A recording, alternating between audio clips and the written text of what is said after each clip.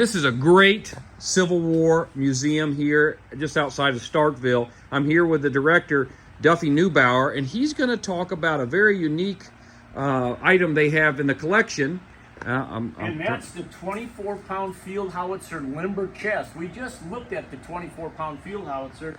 This is the only known example of a 24-pound field howitzer chest in existence. And what's a little bit unusual about the 24-pound field howitzer, it shot what was called semi-fixed ammunition, which means that the powder charge, there's an example of the powder charge, and people are sometimes a little surprised. It has a paper cylinder around it and a cap on the end, so that when I pull this cap off, it exposes the back of the powder charge.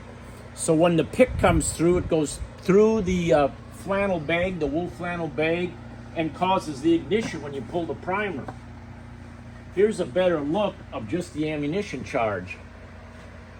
It's got a cartridge block and the powder charge, so that's put in first into the chamber, and then the ammunition. And it's so big and heavy, it's got a rope handle on the back.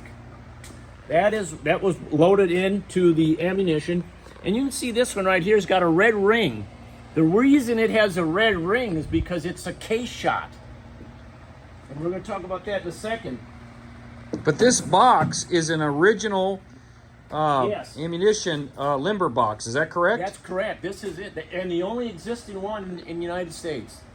Here is a shell. It doesn't have the red ring around it. So a shell and a case shot. And then I'm going to show you a canister.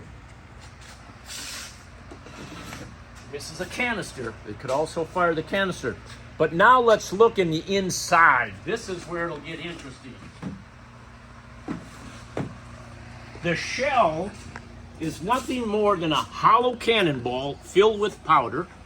It has a fuse, and you can see the fuse. It's been cut in half, so when the cannon goes off, it ignites this fuse, burns into that powder chamber, and blows up, and it's going to produce somewhere between 8 and 12 pieces of shrapnel. Now this one right here, this is dangerous. Spherical case. It's the same thing, a little thinner walls. The U.S. Army manual says there are 175 .69 caliber lead balls in here.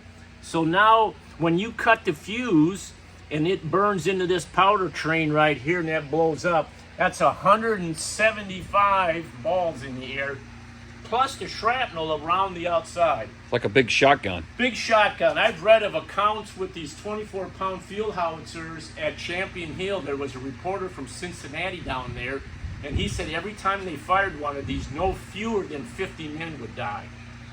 Then the last projectile, the canister that we looked at, is basically a tin can, and it's filled with iron balls.